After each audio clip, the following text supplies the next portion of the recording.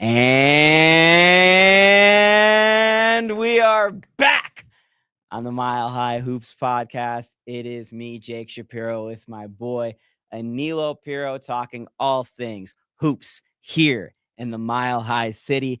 And it is an exciting podcast, AP, because yesterday, both you and I made our valiant returns to Ball Arena, as did Nikola Jokic. First time he had been at Ball Arena probably since Game 6 against the Oklahoma City Thunder.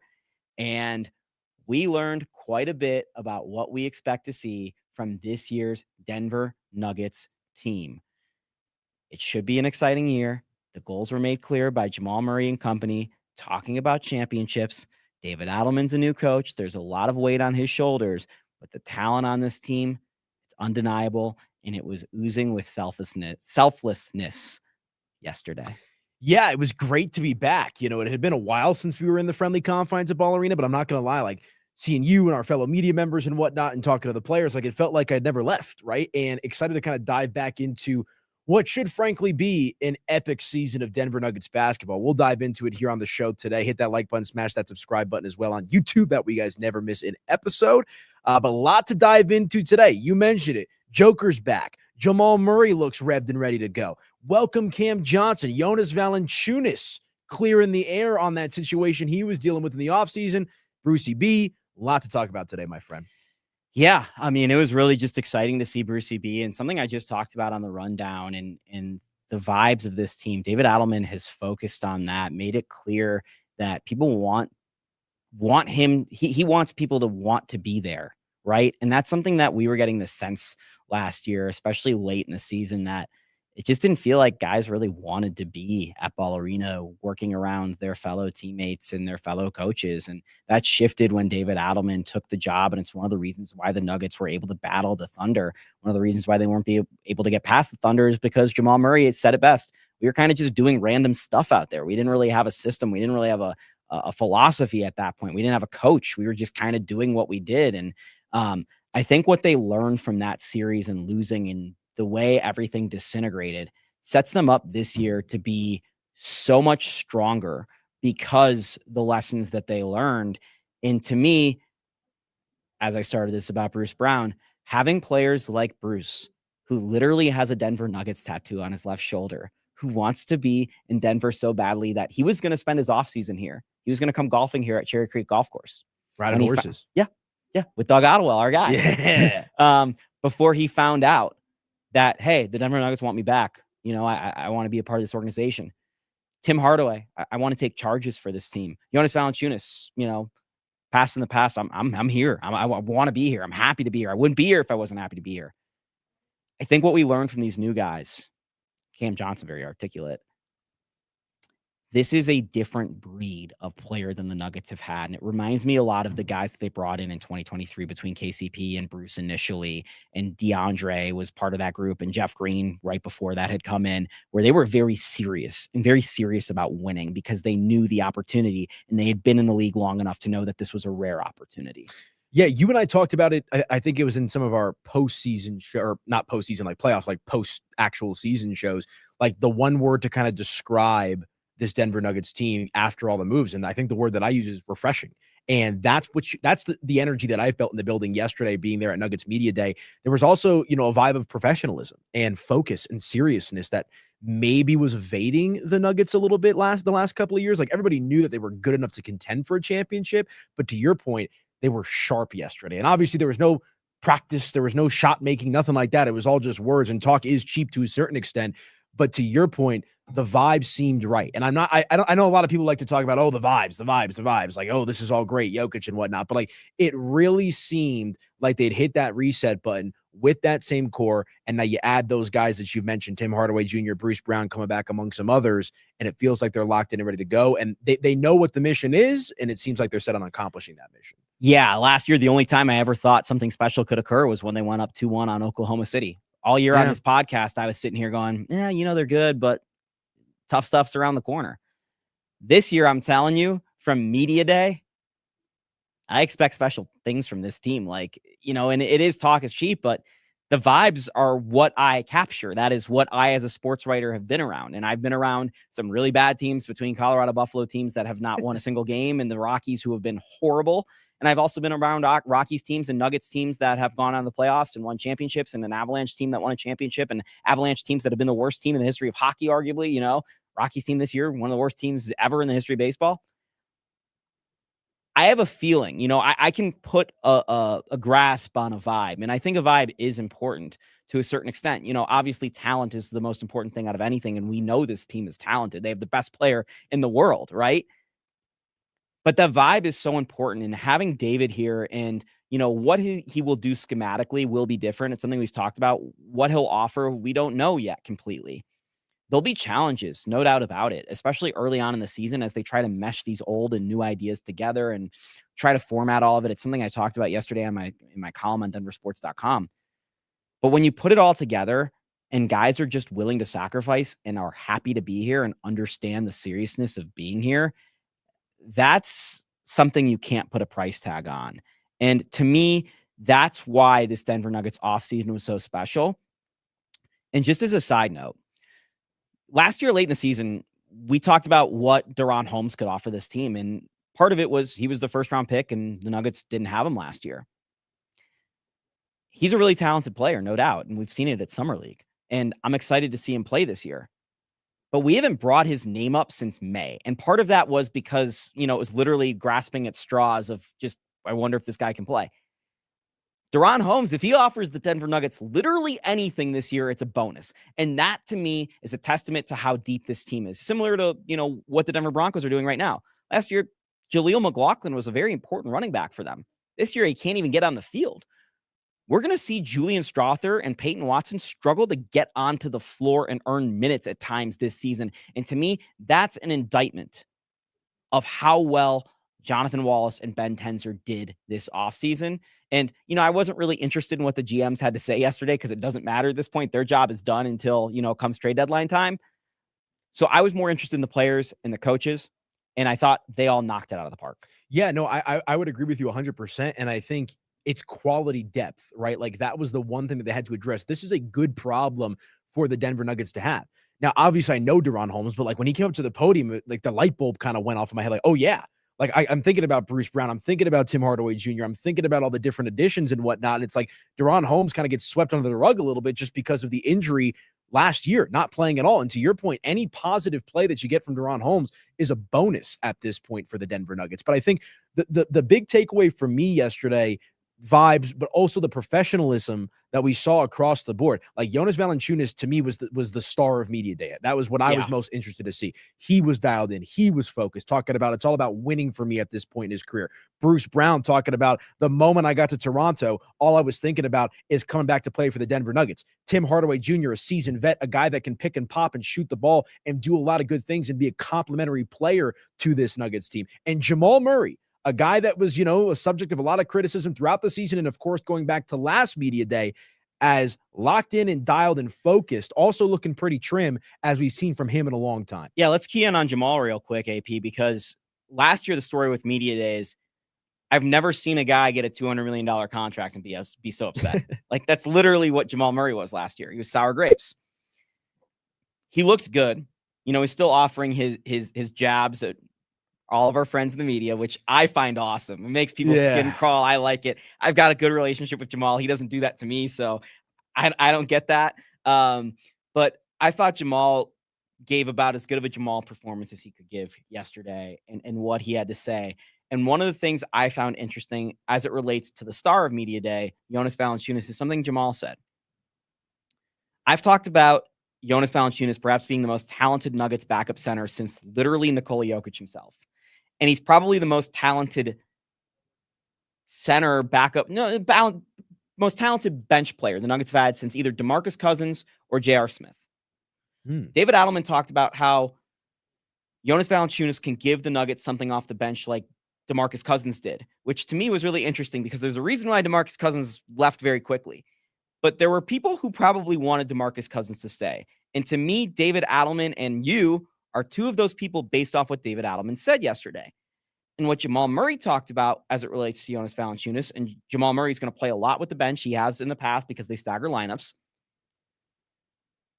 I want Jonas Valanciunas to be kind of like what Enes Kanter was to the Portland Trailblazers, and offering a different look and a different thing schematically that can just mess teams up. And Enes Kanter with the Portland Trailblazers, for those who do not remember, literally won the Portland Trailblazers a playoff series against the Denver Nuggets because the Nuggets had no answers for a big of that caliber off the bench. So thinking about that in the context of where the Western Conference is and where the NBA is, where, yeah, there's Alpi Sangoon, there's Brooke Lopez, the Rockets have Clint Capella, the Clippers also have John Collins. There's teams with some deep, big situations. I didn't even mention Ivica Zubac up front for the Clippers. But the Nuggets having the ability now to put two bigs together, which is something we will see. Having the ability to have a big off the bench that is a starter for most teams in the NBA. I mean, heck, Anilo, look across the East. Look at the bigs in the East. Karl-Anthony Towns is a really good one. Evan Mobley's a really good one. Jared Allen's a really good one. Cleveland's got two. Jonas Valanciunas might be starting for the Orlando Magic, who might be the third best team in the East. Jonas Valanciunas would no doubt be starting for the Boston Celtics. Jonas Valanciunas would probably be starting for the Indiana Pacers. There are very few teams in the NBA Jonas Valanciunas isn't starting for. And that level of player coming off the Denver Nuggets bench, and Jamal Murray talking about it, what it does schematically for the team, and David Adelman keeping it afloat, I think to me is the biggest difference maker of what this team's going to be. And like, I know Cam Johnson's the best player they acquired this offseason, but the biggest difference from last year's team is going to be what Jonas Valanciunas can offer. Yeah, he's extremely dynamic, and he's going to really help over the course of an 82-game season with this Denver Nuggets team, obviously making an impact when he's off the court, but also enabling Nikola Jokic to not have to play 40-plus minutes a game come crunch time and whatnot. So you're getting a more balanced approach from the Nuggets at the center position. As Jake mentioned, David Adelman came out and said yesterday he'd like to experiment with that twin tower lineup, get both of those guys out there. Jonas Valanciunas with kind of a funny comment about who's going to be the 4, who's going to be the 5 and whatnot. So I think it's huge, man. To your point, he's a quality player and a guy that at this point in his career talked about it's all about winning. He's made his money. He's played over a decade in this league. For him, it's about aligning himself with a championship team after a season littered with off-season kind of conversation and speculation about where his heart was. He looked like a guy that was locked in and ready to go for this Denver Nuggets team. And I thought something else that was interesting to me about Jonas Valanciunas is how David Adelman said, maybe he was confined to playing a specific role in previous stops. David Adelman wants to peel back the curtain a little bit and try to get creative with how they deploy Jonas Valanciunas. So I agree. Cam Johnson is obviously the best player. He's going to slide into that starting lineup, but Jonas Valanciunas just might be the most valuable addition the Nuggets made this offseason. Yeah, I agree with that. And one of the things I've learned in covering the Denver Nuggets is, it's really great on NBA 2K to go out there and get the most overalls on your team and just put together parts and see how they work and boost your rating. But the 2023 team taught me a lot about fit and how that works with a team. And to me, Michael Porter Jr. is a better player than Cam Johnson. I won't debate. I'd say higher ceiling. Yeah, probably a better player overall, but the ceiling is higher with Cam Johnson or with MPJ. Yeah, and there are people who say Cam Johnson's going to replace Michael Porter Jr. and there's literally no way it's going to be a net. The worst possible outcome is a net neutral. I disagree with that even. I think there's a way that this can go poorly. I'm not expecting that. And what I'm about to get into is the fact that I think Cam Johnson is the absolute perfect fit for this team. And some of the things he talked about to me yesterday, I thought were really interesting. And it's something I brought up across our networks here at Denver Sports. He led the Brooklyn Nets in assists last year. And historically, he's not a guy that makes plays with the ball in his hand. And the fact that the Denver Nuggets have another guy to actually bring the ball up at the floor is such a big deal. Because it was literally Jamal Murray and Nikola Jokic as the only playmaking options for the Denver Nuggets the last couple of years. And Michael Porter Jr. obviously didn't handle the ball. And then it would end up being with Aaron Gordon would sometimes have to bring up the ball. Do you remember why Aaron Gordon got hurt in Game 7 or was hurt for Game 7 of that Oklahoma City series? Because he had to break ball pressure in Game 6 because the Nuggets didn't have anyone else. You were asking players to do things that maybe they shouldn't be doing even if they had the talent to do that. Cam Johnson is a player you're going to be asking to do those things because he should be doing those things and has the talent to do that. So just that alone. And then there's the fact that Cam Johnson is one of the best movement shooters in the NBA. So when the ball isn't in his hand and he's not going to demand the ball, he can work off screens and work off a lot of the similar actions we saw with Michael Porter Jr. So he gives the Nuggets a lot more options. They're going to lose a little bit rebounding there. There's no doubt about it. But the defensive ability of Cam Johnson versus Michael Porter Jr., that's a plus. All those things on offense, that's a plus. And the fact that he's approaching this and the way he's thinking about approaching this, it reminds me a lot about the way Bruce Brown first came to Denver in 2023, where he said, I know I have to focus on these things in the off season because I'm now playing with Nikola Jokic. I've been watching film. I have to worry about this, that, and the other, which I never thought about before.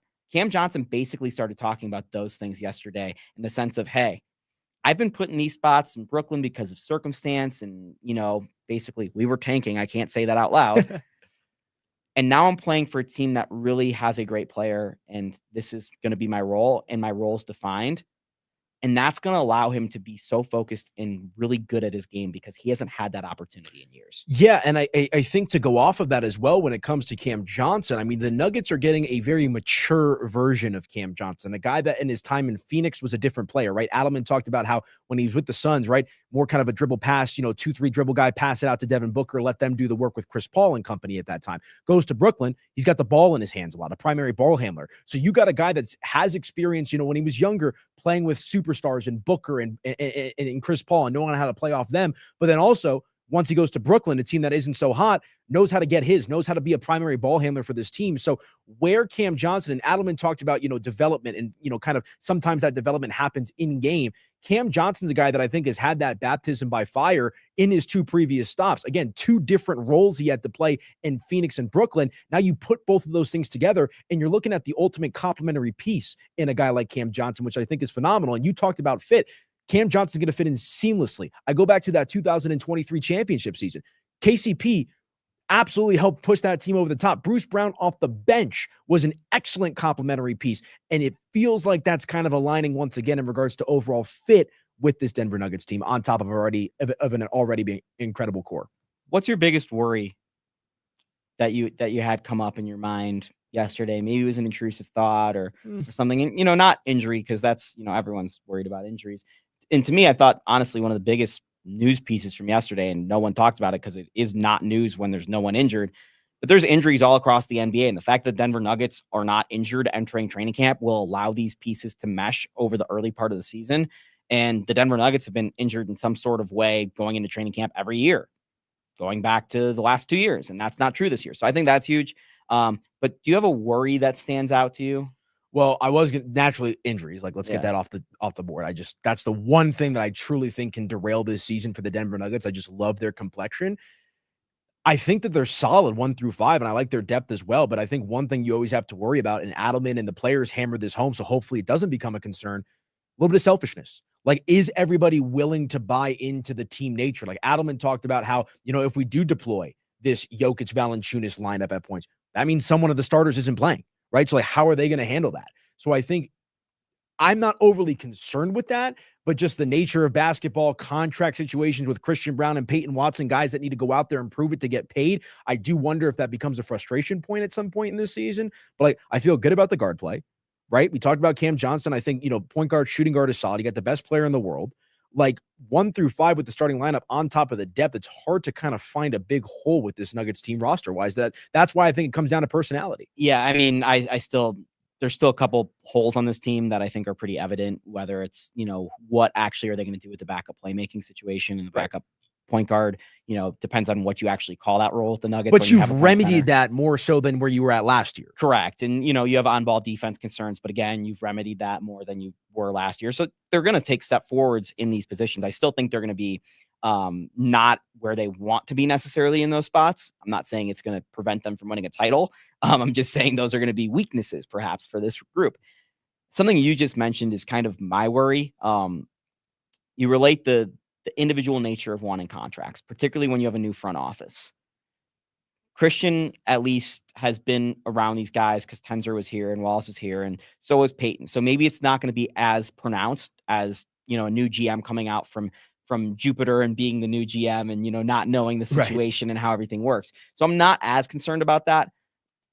But the egos of the NBA locker room, combined with the fact that you have a rookie head coach who does seem to be a little more player friendly, and then you have a group of assistants who are player friendly. A lot of them are former players. And then you have Rodney Billups, who I know very well and is a player friendly coach. I'm not saying this is a worry necessarily, or this is going to hold the Nuggets back, or it's going to be something that is going to be a problem for the Nuggets. But that's just the only intrusive thought I had yesterday of that's how this could go wrong. And the fact that I had to stretch that far of all of these things would need to happen for this season to go wrong instead of all these things would need to happen for this to go right. To me, that's like the best thing I could tell you if you're a Denver Nuggets fan is like the scenarios and the hypotheticals you have to create for things to go wrong are a lot harder to create than the ones for things to go right.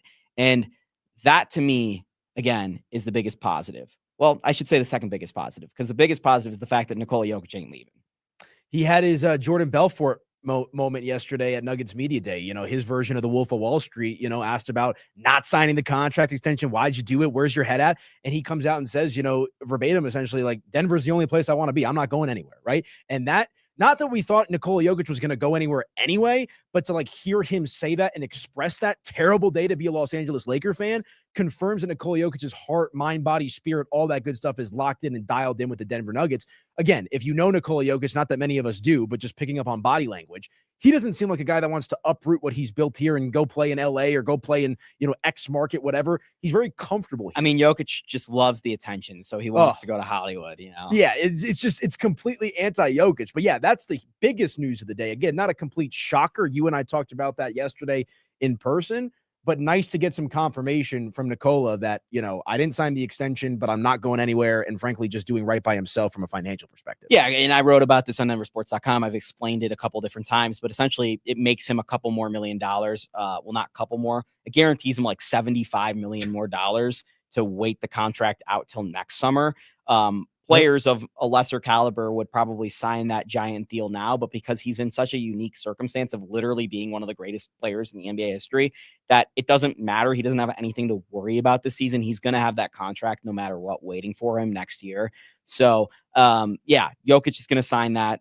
That's the biggest news. You know, there's always the thought in the back of your mind, even if you're the most hardened Jokic ain't going anywhere person of, well, until that contract is signed, it doesn't matter. And still, the contract wasn't signed yesterday, so maybe that still exists a little bit, even if you're playing out the nightmare scenario. But to me, I thought yesterday was all about Nikola Jokic in a couple different ways, because you have to remember, AP, the depth talk, while we started it here on the Mile High Hoops podcast and we're talking about it all season last year, and this team just wasn't deep enough, it really became part of the Nuggets lexicon when Nikola Jokic said after losing to the Thunder, it seems like the teams with more depth are the ones that are winning, and I want more depth, is essentially what he said. They go out and get two GMs who make it their mission to just do right by Nikola in adding the more depth. Nikola didn't ask for a superstar. He asked for depth. And the team gave Nikola exactly what he wanted. Maybe, not the exact players he wanted, because as he said, I lost all my friends in doing it between Dario Saric, DJ and Vlatko Čančar. But I think he is going to be happier as a person and a basketball player with Bruce Brown and Jonas Valanciunas on the floor there as potential new friends for Nikola Jokic, but really good teammates, rather than those three guys who, let's be honest, DJ did really good things for this organization. I'm not going to talk poorly about him. Dario was useless, and Vlatko just had an injury history, but three guys who last year could not really help you in the playoffs. You replace those with three guys who are beneficial. I think they did right by Nikola Jokic this offseason, and that's why Nikola Jokic yesterday says, I ain't leaving. Yeah, I mean, he's got to feel supremely confident just because, the moves they made back up what he said in the offseason, as you alluded to, right? I mean, you look at the starting five as a whole, like Jamal Murray looks healthy and ready to go, looks trim, in shape and whatnot. The Jokic-Murray two-man game is expected to be as potent as ever, right? Christian Braun, another year older, another year wiser, playing for a contract as well. You expect him to be dialed in. You got Nikola Jokic, the best player in the world. You add Cam Johnson, who should be a seamless fit, a versatile player that can shoot, that can score, obviously distribute the ball and play high-quality defense. And you got Aaron Gordon yesterday talking about how I'm just going to, clamp up and lock in on defense because our offense is so locked in. Which is so important, AP, because he is the best defensive player on this team, in my opinion. And that's one of the things why the reasons why the 23 team was so good is because Aaron Gordon was a monster defensively. Last year, he couldn't be because he was hurt and because of his role on offense was so important to the team succeeding. It would be nice if Aaron Gordon shot 40% from three again. It would be nice if he was that superstar dunker we've gotten to know. I want Aaron Gordon to be the best defensive version. I want Aaron Gordon to be arguably a defensive team player, all defensive team caliber player this year. To me, that's what will make the Denver Nuggets that next level. Is if Aaron Gordon can truly just focus on being a defensive player, and the fact that he's approached this offseason that way, I think is a really positive sign, because the Denver Nuggets really struggled in the paint last year. Obviously, we know Nikola Jokic's limitations on defense. I think he's a lot better of a defender than most people, but he's not a traditional center defender, right? Like, he's not an above the rim, shot blocker type. Aaron Gordon can be that type of player for the Denver Nuggets with his athleticism and his IQ. So to have that on your back line, especially next to Jonas Valanciunas and Nikola Jokic, who are offensive-oriented centers, I think will be so important for the Nuggets. And it'll also allow guys like Peyton Watson to focus more on that defensive mold, because all the other players are focusing more on offense. Cam Johnson, Jamal Murray. And, I'd love to bring back the law firm of terror between Brown and Brown, but a big part of Brown and Brown working was Aaron Gordon on the back line. Yeah, no, and I think like how calmly and casually Aaron Gordon said it yesterday, like, I'm just going to turn up on defense, right? And Bruce Brown talked about how, I miss getting those easy buckets when I played here in Denver, just facilitating and getting opportunities playing off of Nikola Jokic and whatnot. Jokic, of course, taking a shot at Bruce. I got to save his career again.